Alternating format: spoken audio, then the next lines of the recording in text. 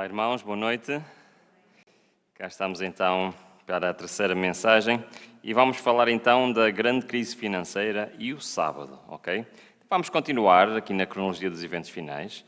Nós já vimos algumas coisas interessantes. Nós vimos, por exemplo, então, começámos no sábado a ver então esta luta que a Bíblia nos apresenta entre o selo de Deus vivo, que se encontra em Apocalipse capítulo 7, e a marca da besta, que se encontra em Apocalipse 13. E chegámos a esta conclusão, então, pela palavra de Deus, que será uma luta final entre o sábado e o domingo. Vimos também, a partir da profecia de Ezequiel 21, que a Bíblia nos apresenta que desde que a profecia que foi dada ao último rei de Israel, iria haver uma sequência de reinos, não de reinos dirigidos pelo Senhor, mas dirigidos pelo inimigo. E essa sequência de reinos ia culminar com o último, que seria os Estados Unidos, o que quer dizer que nós estamos a viver na fase final da história deste planeta. Também vimos, através dessa profecia, e juntando a profecia de Apocalipse 17, que estes são os dois poderes de que fala Apocalipse 13. Então, a besta do mar, a besta da terra, os animais que João viu, representam então Roma papal e os Estados Unidos, os poderes que, no tempo do fim, vão liderar então este movimento contra a lei de Deus. E fomos estudar a história. Não sei se lembram, nós fomos ver que no passado houve, se quisermos dizer, 5 fases diferentes da lei dominical. Começou com uma lei de descanso ao domingo e a lei foi ficando cada vez, ao longo do tempo, ficando cada vez mais apertada, até finalmente ser a pena de morte. Então nós vimos que no passado houve 5 leis e a proposta é nós estudarmos ao longo desta semana como é que será no futuro. Quantas leis dominicais existirão no futuro? Já vimos que pelo menos uma vai existir, certo? A que nós já estudamos, então, é o descanso domingo, a primeira lei, que se encontra em Apocalipse 13, 14, e que, como no passado, não terá consequências para o povo de Deus, mas será um sinal que os eventos finais vão se iniciar. Eu sei que está ali no ecrã, mas eu gosto de fazer perguntas. Ainda se lembram dos 2 argumentos que serão usados para a implementação desta lei? Sim? O argumento moral e científico. E nós chegamos à conclusão que este argumento não são argumentos que vão ser utilizados no futuro, mas são argumentos que estão a ser utilizados hoje. Portanto, isto já não é uma profecia, é algo que está a acontecer. Ora, como é que isto vai acontecer? No Grande Conflito, e é um livro que tem detalhes muito importantes sobre os eventos finais, diz o seguinte, que aliás nós podemos ver isto também em Apocalipse capítulo 16. Diz o seguinte, quando as principais igrejas dos Estados Unidos, ligando-se em pontos de doutrinas que são comuns, influenciarem o Estado para que imponha seus decretos e lhes apoie as instituições, a América do Norte protestante terá então formado uma imagem da hierarquia romana e a aplicação de penas civis aos dissidentes será o resultado inevitável. Isto é o que nós temos estado a ver, esta aliança entre a parte religiosa e a parte civil que aconteceu no passado entre a Igreja de Roma e inicialmente o Império Romano e depois os Estados europeus. A Bíblia apresenta-se que será repetida no futuro. Será criada uma imagem, em Apocalipse 13, é exatamente isso que nos diz. E essa imagem será feita agora pelas igrejas da América do Norte, que são igrejas protestantes, que vão influenciar o Estado, influenciar o governo a promulgar estas leis. Então, a imagem da besta, que fala Apocalipse 13, representa a forma de protestantismo apóstata que se desenvolverá quando as igrejas protestantes buscarem o auxílio do poder civil para a imposição de seus dogmas. Resta definir ainda o sinal da besta, que foi o que nós tivemos a ver no sábado. Então, o que é que a profecia nos está aqui a querer dizer? Mais uma vez, temos uma repetição da história. O poder religioso dá as mãos ao poder civil para a imposição de leis. Mas sabem que, e muitas vezes me perguntam, o que é que falta para isto acontecer, para a lei dominical ser imposta? Sabem que falta uma coisa, é que já há bastantes anos, nos Estados Unidos foi promulgada uma emenda à Constituição. Não sei se já ouviram falar. Chama-se a Emenda Johnson. A Emenda Johnson, que tem o nome da pessoa que propôs essa emenda à Constituição, faz uma separação total entre a Igreja e o Estado. Ok? E é muito interessante, porquê? Porque não é permitido nos Estados Unidos as igrejas influenciarem o poder político. Não podem fazer doações para os candidatos políticos, não podem apoiar candidatos políticos, não podem oficialmente dizer qual os partidos ou as opiniões políticas que eles apoiam. Ora, existindo uma separação entre o poder religioso e o poder civil, como é que é possível as igrejas influenciarem o Estado a promulgar leis? É muito interessante porque já há uns anos atrás, e esta notícia já tem algum tempo, diz aqui esta notícia no New York Times, falando do presidente atual, que diz que ele promete trazer uma nova era de poder cristão. É muito interessante o que diz esta notícia, eu partilho com vocês. Nos seus eventos finais de campanha com ativistas e políticos cristãos conservadores, o Sr. Trump promete elevar não apenas as suas prioridades políticas, mas também a sua influência ideológica. Ele afirma que irá reafirmar que Deus criou apenas dois géneros, masculino e feminino. E, aliás, nós vimos ordens executivas logo no início do seu mandato a dizer exatamente isso. Neste momento, nos Estados Unidos, só há dois géneros, masculino e feminino. No entanto, ele continua, criará uma task force federal para combater o preconceito anticristão e dará maior acesso a líderes cristãos conservadores, caso seja eleito. Será diretamente no gabinete oval e comigo, disse Trump a pastores na Geórgia. Temos de salvar a religião neste país. Ora, uma das promessas eleitorais, quer desta campanha, quer da anterior, era voltar a apoiar as religiões cristãs no país. Mas como? Ele deu uma entrevista onde ele explica o que é que ele pretende fazer. Ele pretende fazer o quê? Já agora está ali a capa da entrevista. Trump promete derrubar a barreira entre quê? A Igreja e o Estado. Ora, reparem bem no que ele diz. O presidente dos Estados Unidos, Donald Trump, anunciou quinta-feira um novo desafio em sua ainda curta, mas agitada presidência. Acabar com um dos pilares fundamentais que sustentam a rígida separação entre a Igreja e Estado no país que dirige. Ou seja, ele quer acabar com a emenda de Johnson. Vou acabar com ela. Vou destruir completamente a emenda de Johnson e vou permitir que os representantes da fé falem livremente e sem medo de represálias. Vou fazê-lo, lembrem-se disso, disse Trump na quinta-feira durante o café da manhã do Dia Nacional da Oração em Washington.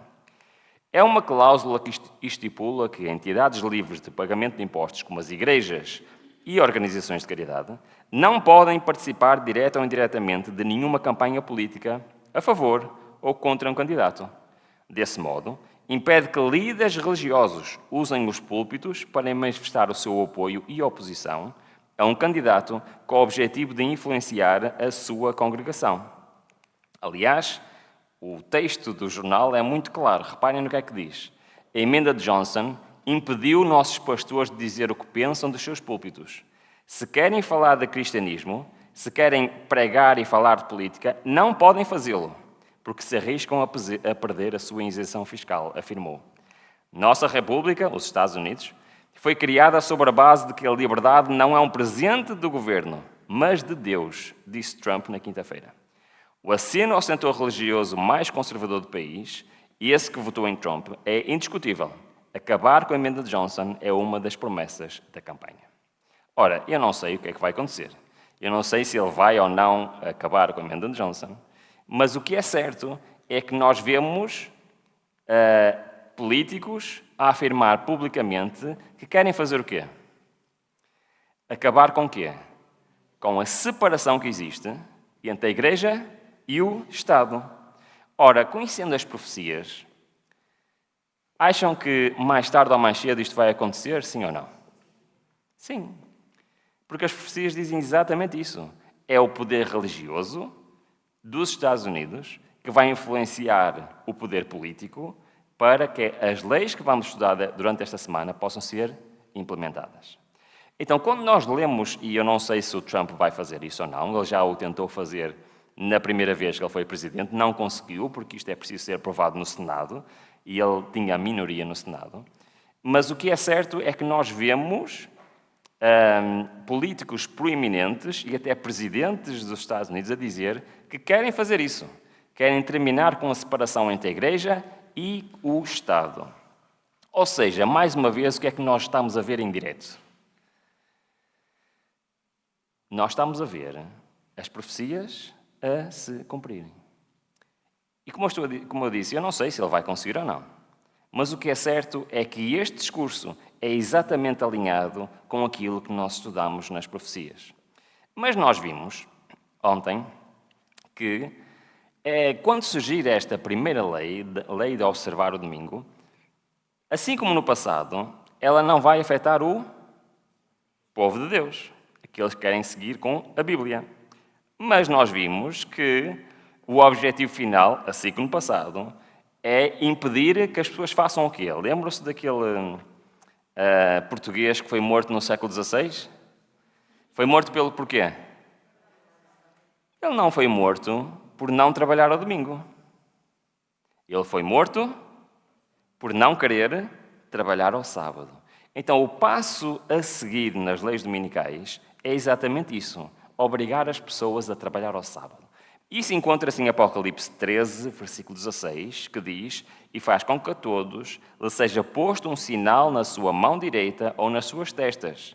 Ou seja, esta segunda lei dominical literalmente significa receber ou o selo de Deus ou a marca da besta. Agora sim nós temos um problema.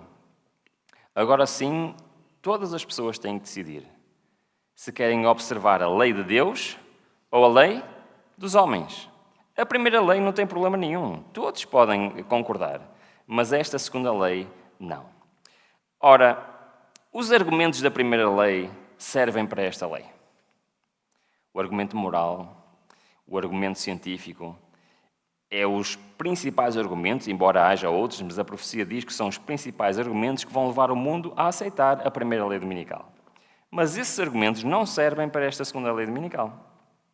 Porque parar o mundo ao domingo não significa obrigatoriamente obrigar o mundo a trabalhar ao sábado. Então nós precisamos de um novo argumento para esta segunda lei dominical. O que é um pouco estranho, porque as notícias parecem indicar o contrário. Não sei se ouviram falar desta notícia aqui em Portugal, penso que o ano passado. Está ali pequenino, mas eu digo, foi no Diário de Notícias e passou, penso que na comunicação social em geral, que diz que o governo admite testar semana de 4 dias na função pública. Já ouviram falar disto?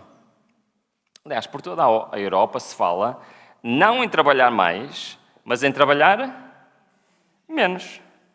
Certo? Desde a Segunda Guerra Mundial, se formos ver as estatísticas de todos os países da Europa, as pessoas trabalham cada vez menos. Agora, uma pergunta eu faço. Quando nós trabalhamos menos, produzimos mais ou produzimos menos? Provavelmente menos, certo? Então, como é que nós podemos idealizar ou pensar que o mundo vai ser obrigado a trabalhar ao sábado se nas notícias que nós vemos é planos para as pessoas trabalharem menos tempo? Certo? E agora eu faço uma pergunta. Se nós temos a obrigatoriedade do mundo parar um dia por semana, como é que eu obrigo alguém a trabalhar no dia de sábado?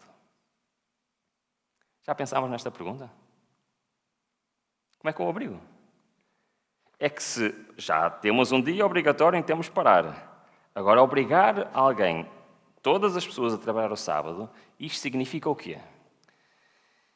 Isto significa que as pessoas têm que parar um dia e trabalhar. Já pensámos nisto? Quantos dias? 6 dias. É a única maneira que nós temos de obrigar todas as pessoas a trabalhar ao sábado. Mas isto parece que vai em contra àquilo que nós vemos nas notícias. Pois é que tudo isto faz parte do plano. Posso partilhar com vocês um plano? Sim? Para isso nós temos que estudar finanças. Não sei se gostam de finanças. Há aqui alguém que gosta de finanças? Muito bem, eu estudei a microeconomia, macroeconomia, fui gestor de uma empresa durante 25 anos, finanças é algo que eu gosto, ok? Que eu gosto. Só que, há algum tempo atrás, eu decidi estudar a história do nosso sistema financeiro. Sabem que nós temos um sistema financeiro que nunca existiu na história da humanidade. É o único sistema financeiro, é uma experiência nova, o sistema financeiro atual que vigora desde a Segunda Guerra Mundial. Mas para percebermos, eu queria apresentar-vos este senhor. Conhecem este senhor? David Hume. David Hume propôs, em 1752, um sistema financeiro que facilitasse o comércio internacional. E vocês todos sabem isto, ok? Se calhar não tinham pensado nisto, mas todos sabem. Como é que, antes desta data, e aliás os portugueses foram pioneiros nisto, o que é que os portugueses foram pioneiros? Fazer o quê? A fazer comércio via marítima, sabiam? Já sempre existiu comércio entre os países europeus e a China e a Índia, sempre existiu, mas ele era por via quê? Terrestre. No entanto, e agora reparem bem, se um artigo vem da China ou da Índia por via terrestre, qual é o último país de destino dessa mercadoria? Portugal. É o mais longe de todos. E sabem que por cada país que passava a mercadoria, eles tinham que pagar o quê? Impostos. Ou seja, qual era o país em que a mercadoria chegava o mais caro possível? Era a Portugal. Então Portugal teve uma ideia. Bom, os artigos chegam aqui tão caros, nós vamos tentar fazer uma coisa que é super perigosa, super dispendiosa, mas que vai valer a pena, que é aí que é? Ir de barco. E não sei se vocês sabem, até hoje, esta maneira é aquela que é mais usada no comércio internacional. Até hoje. E foram os portugueses que inventaram. Ora, este modelo depois foi copiado pelos espanhóis, pelos holandeses, pelos ingleses, mas acarretava um grande problema. Quando um barco ia à procura de comprar especiarias, ou seja o que for, o que é que eles tinham a levar com eles? Exatamente, tinham que levar dinheiro. O que é que era dinheiro nesta altura? Era moedas de ouro ou de prata, certo? Então os navios literalmente iam carregados de moedas de ouro e moedas de prata. E o que é que acontecia quando um navio se afundava? Lá se ia aquele ouro todo, aquela prata toda, certo? Ainda hoje existem caça-tesouros que andam à procura dos navios desta época porque no fundo do mar tem lá muitas moedas de prata, muitas moedas de ouro. Isto era complicado, certo? Então este senhor teve uma ideia. A ideia foi criar um sistema financeiro chamado de Gold Standard. Vocês já ouviram falar disso? Então qual foi a ideia? A ideia é o seguinte, então, nós vamos fazer isto um sistema internacional e vamos falar com os bancos, ok? E em vez de nós andarmos com o ouro para trás e para a frente, os bancos guardam o ouro e nós emitimos um papel que representa esse ouro e damos às pessoas. E as pessoas levam esse papel no barco, quando chegam a outro país para fazer negócio, vão ao banco de lá e trocam aquele papel por quê? Por ouro, para poderem fazer o negócio. É uma boa ideia ou não é? É uma excelente ideia. Foi assim que nasceu o dinheiro em papel. Nós hoje chamamos de quê? Como é que não? Notas, exatamente. Ou seja, o que era uma nota? Era um título que representava um valor do ouro, ok? E era muito mais seguro viajar com um papel do que com uma mala cheia de ouro, certo? E sempre que era preciso, as pessoas pegavam no papel, iam ao banco e trocavam por ouro. Ora, as pessoas começaram a ficar tão habituadas a isto que as pessoas deixaram de ir ao banco trocar aquilo outra vez para ouro, porque podiam usar simplesmente o quê? Podiam usar simplesmente as notas, certo? Muito bem. E isto resultou muito bem. Vou só ler o que é que diz sobre a história. Diz o seguinte, o Gold Standard foi um sistema monetário cuja primeira fase vigorou desde o século XIX até à Primeira Guerra Mundial. Cada banco era obrigado a converter as notas bancárias por ele emitidas em ouro ou em prata, porque houve um país que fez em prata, que foi a China, mas todos os outros países fizeram em ouro. E, de facto, o Gold Standard durou até ao final da Segunda Guerra Mundial. Ok? Então, as notas eram o quê? Eram certificados que valiam o quê? O valor do ouro que estava guardado no banco, certo? Então, as notas tinham um valor. Muito bem. Acontece é que, durante a Primeira Guerra Mundial e, sobretudo, durante a Segunda Guerra Mundial, a Europa, todos os países da Europa, precisavam de muito dinheiro. Então, uma das maneiras de eles conseguirem ter dinheiro para comprar alimentos e armamento foi simplesmente enviarem o ouro deles para os Estados Unidos para serem apoiados por alimentos ou por armas. Sabiam? Até hoje, a grande maioria do ouro português e do ouro europeu encontra-se onde, sabem? Nos Estados Unidos. Quando acabou a Segunda Guerra Mundial, onde é que estava o ouro? Estava nos Estados Unidos. Então, os países europeus precisavam de se reconstruir, mas não tinham maneira de imprimir notas, porque não tinham ouro. Certo? E não tinham como comprar o ouro porque estavam numa situação financeira muito debilitada. Então, os países juntaram-se aqui, neste hotel, numa pequena terra chamada Bretton Woods. E lá celebraram um novo sistema financeiro para substituir o anterior, do Gold Standard. E estes acordos foram propostas definidas entre os Estados Unidos, Canadá, países da Europa Ocidental e Austrália, entre outros 44 países, e foi feito em 1944, que elaborou as regras para o novo sistema monetário internacional. O sistema foi concebido nas negociações, recebeu o nome da localidade em que o evento foi realizado, Bretton Woods. A conferência criou o Fundo Monetário Internacional, FMI, e o Banco Mundial. Ou seja, neste dia, eles reuniram-se, temos que fazer alguma coisa. Porque o sistema anterior não funciona, porque os países da Europa não têm ouro para poder imprimir moedas. Então eles tiveram uma ideia. Já que o ouro está todo nos Estados Unidos, os países europeus, para emitir notas novas, em vez de terem que ter o ouro, o que é que eles decidiram fazer? Tinham que ter dólares. E os Estados Unidos tinham então o quê? O ouro. Perceberam? Sim ou não? Isto é muito importante perceberem isto.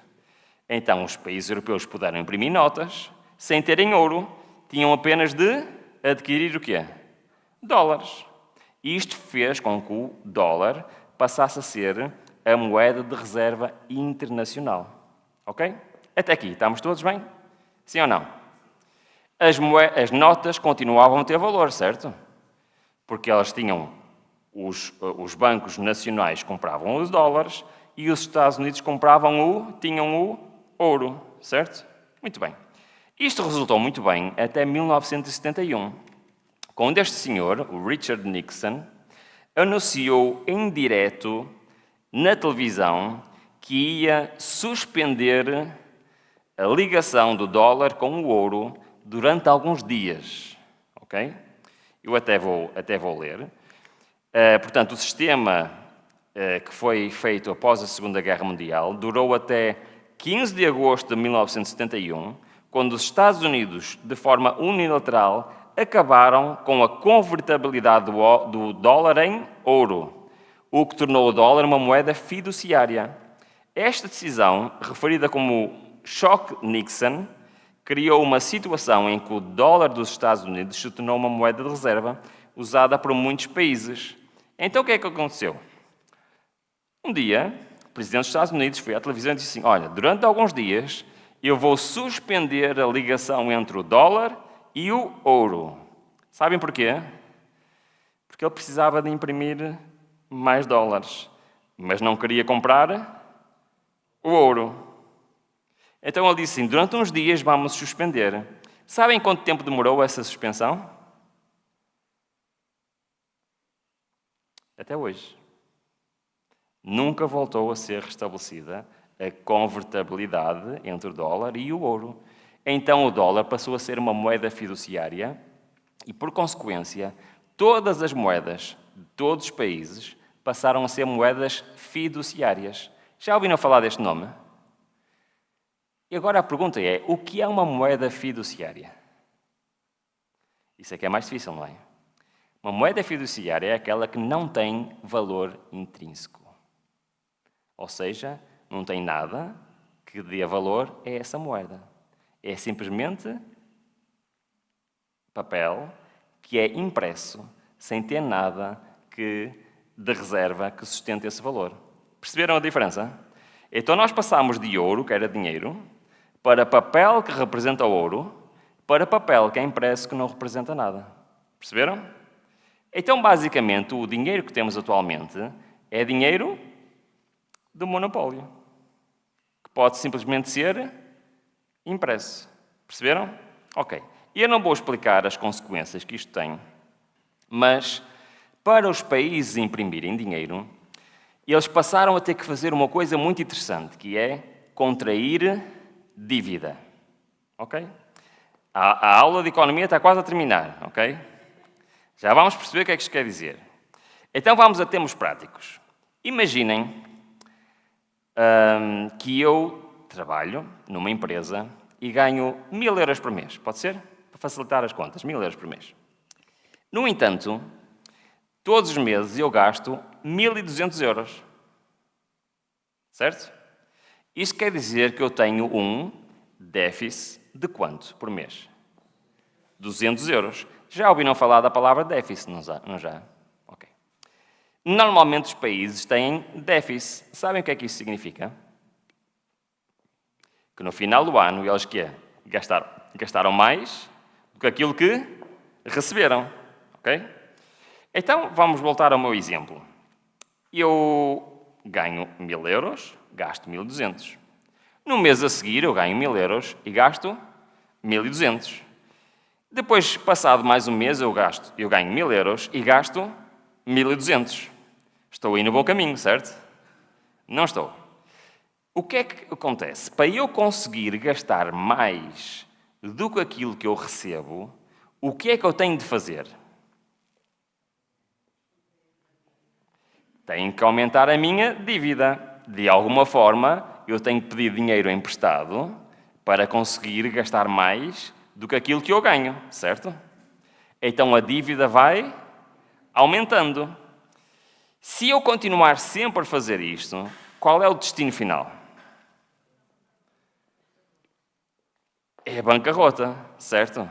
É possível eu continuar a gastar mais do que o que eu recebo para sempre. Mas isso é exatamente o que os países estão a fazer desde 1960, 1970. Então vamos pegar no exemplo dos Estados Unidos. Nós podemos pegar no exemplo de vários países. Vamos pegar no exemplo dos Estados Unidos, que é aquele que nos interessa. Porquê? Porque, como os Estados Unidos são a moeda de reserva, todas as economias estão ligadas ao dólar. Todas elas. E o que é que acontece? Se houver problemas na economia dos Estados Unidos, vai haver problemas onde? Em todo o mundo. Okay? Então vamos dar aqui um exemplo. Este é um site que pega nos números que são divulgados pelo governo dos Estados Unidos e o converte não se preocupem que não conseguem ler, converte-o numa tela com esses números para ser mais fácil de nós visualizarmos. E dá para ver em qualquer dia de qualquer mês, de qualquer ano. E está em direto sempre os números a aparecer. Então, estes são os números de 1980, ok?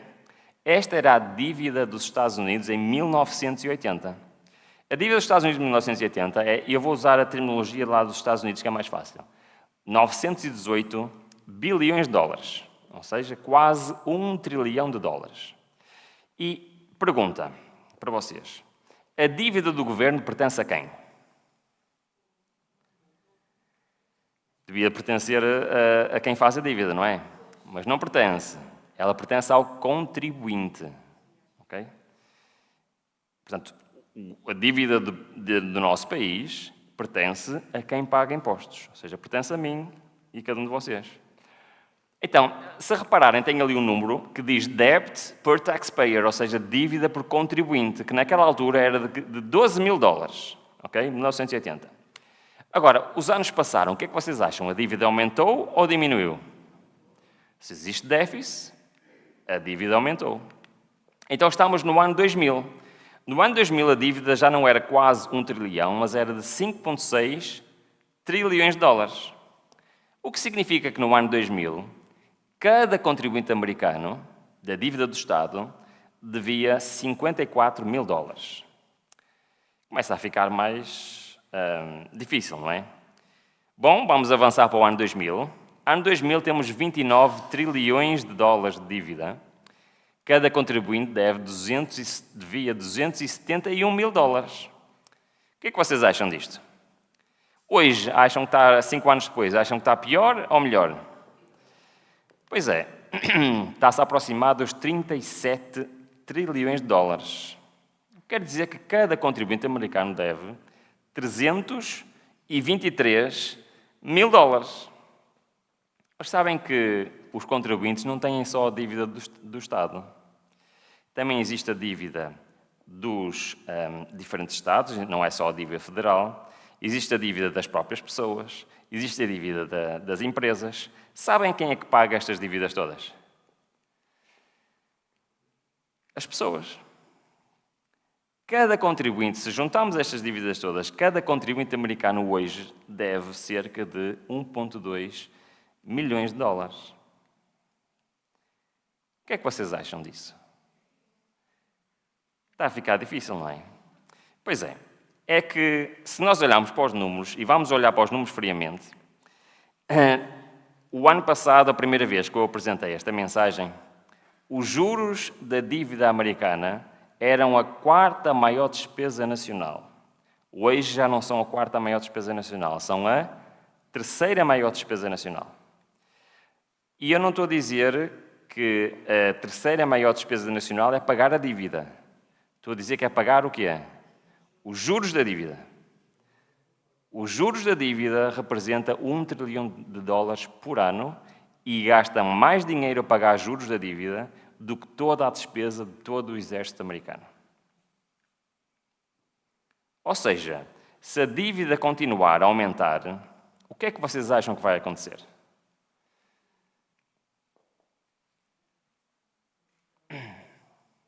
Vai chegar um dia em que não vai ser mais possível pagar a dívida, certo? E o que é que acontece quando alguém não consegue pagar a dívida? Vai à falência, não é? Mas sabem, e mais uma vez, sabem o que é que diz o Espírito de Profecia acerca disto? Reparem bem, eu vou ler. Quando a nossa nação, em suas assembleias legislativas, promulgar leis que restringam a consciência das pessoas quanto aos seus privilégios religiosos, impondo a observância do domingo, esta qual lei? A que já vimos até agora. Já vimos 2. Qual delas é? É a primeira. Exercendo poder opressor contra os que guardam o sábado do 7º dia, ou seja, já está a primeira e já estão a querer fazer o quê? A segunda. A lei de Deus será, para todos os efeitos, invalidada no nosso país. Está a falar dos Estados Unidos. Isto significa a apostasia nacional e será seguida por quê? Pela ruína nacional. A profecia é muito clara. O que é que a profecia diz? Que, eventualmente, teremos o colapso do sistema financeiro. Aliás, diz o seguinte, nos eventos finais: Satanás está ativamente em operação em nossas cidades populosas.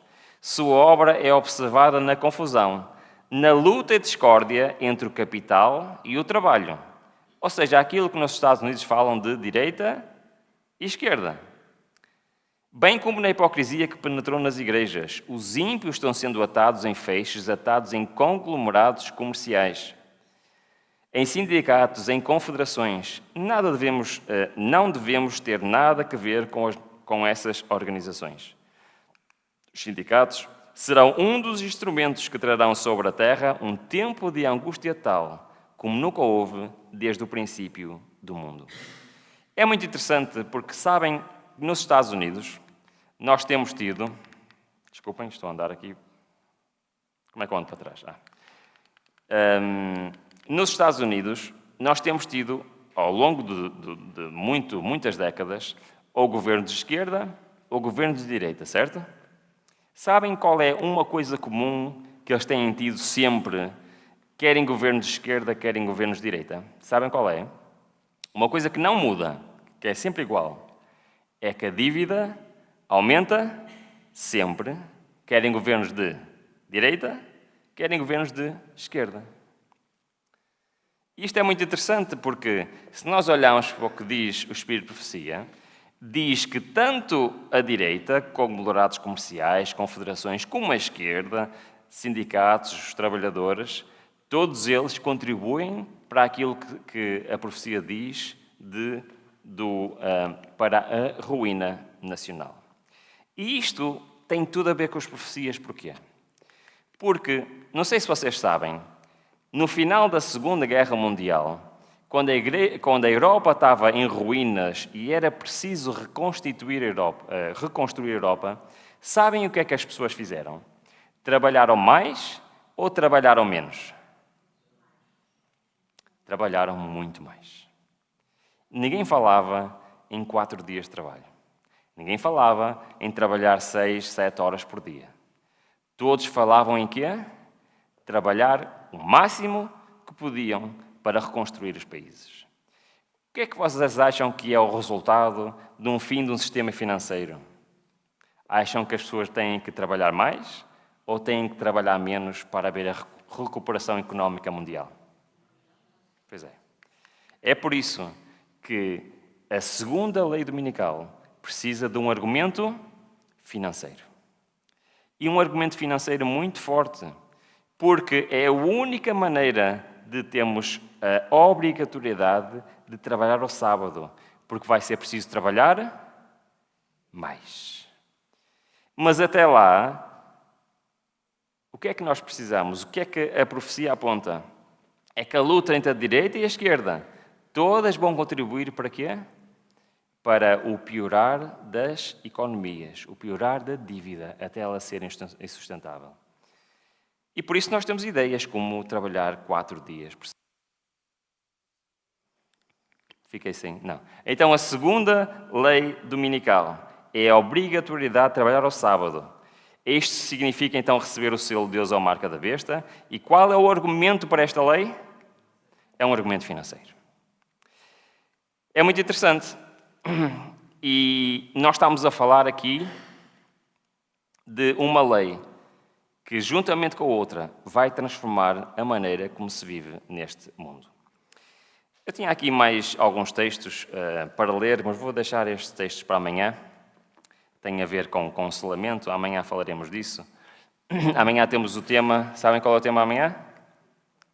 Bitcoin e os eventos finais. Okay? É o tema mais estranho, é o título mais estranho, mas não se preocupem que vai fazer sentido amanhã, está bem?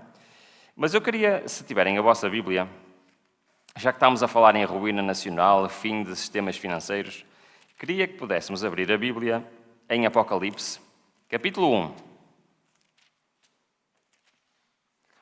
E no versículo 3, reparem bem o que é que diz aqui neste versículo. Eu vou ler a minha tradução e depois vamos tentar perceber o que é que isto quer dizer.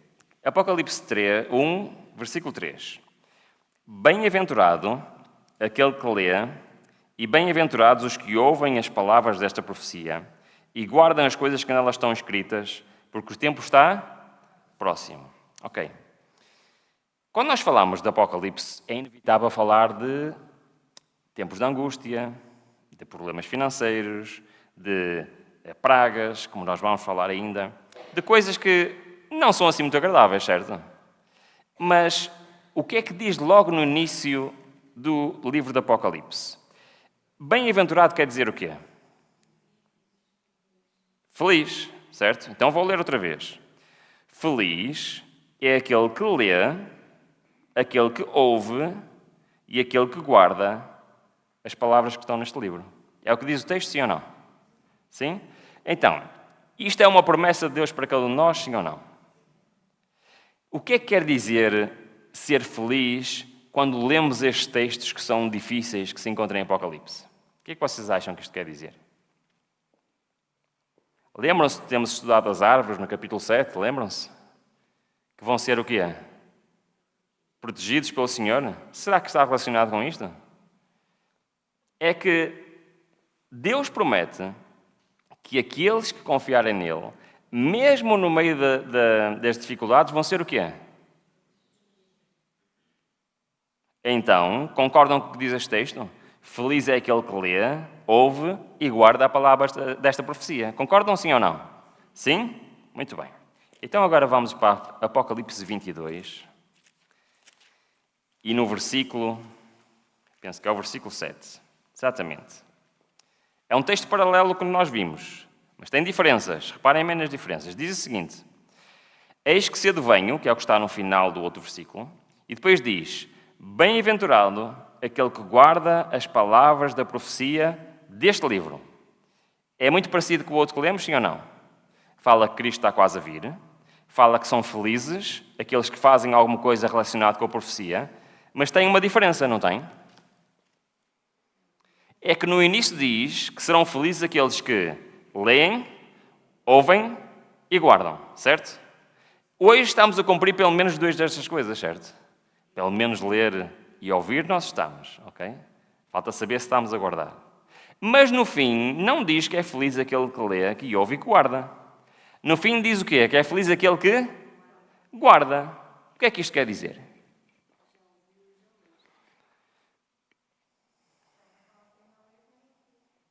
Muito bem. Vai chegar a uma altura em que já não vale a pena, irmãos. Já não vale a pena nós tentarmos ler, tentarmos ouvir, porque as coisas já vão estar a acontecer. Ou seja, lembra-se o versículo de ontem? A preparação é quando? Quando é que é o tempo para nós lermos e ouvirmos, estudarmos, devorarmos a profecia? É hoje. Porque vai chegar a uma altura em que já é tarde demais. E por isso, eu lanço um desafio a cada um de vocês. As profecias parecem ser coisas muito complicadas. Mas o que é que nos diz a palavra? Que feliz é aquele que lê, ouve e guarda. Eu não sei contra vocês, mas eu quero ser feliz. E especialmente no meio dos eventos que estão profetizados neste livro. Por isso eu quero lançar um desafio para vocês. Além de ouvirem, de estudarem e, sobretudo, guardarem aquilo que nós podemos aprender das profecias do livro do Apocalipse. Porque a promessa é muito simples. Aqueles que os fizerem vão ser protegidos pelo Senhor, vão ser abençoados pelo Senhor. E no meio das dificuldades, nós podemos ser felizes. Sabem que o livro de Filipenses é um dos livros que eu mais gosto na Bíblia. É um livro muito pequenino, uma carta aos Filipenses, muito pequenino. O apóstolo Paulo escreveu nesta carta 16 vezes a palavra regozijai-vos, que quer dizer sede felizes, sede alegres, certo?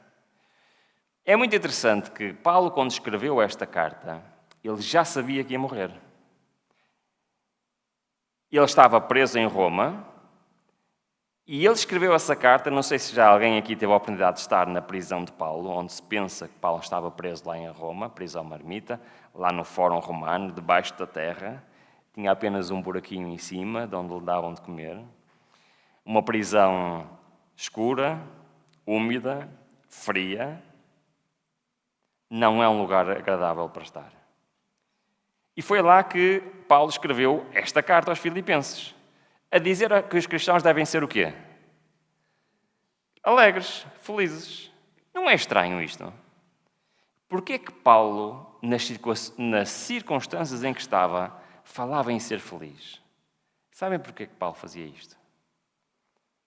Ele estava minimamente incomodado de estar ali preso naquele sítio. Não. Ele estava feliz. Porquê? porque é assim que se sentem aqueles que confiam plenamente no Senhor. Não importa o que se passa à volta, não importa as circunstâncias, não importa o lugar. Quem faz a vontade do Senhor será o quê?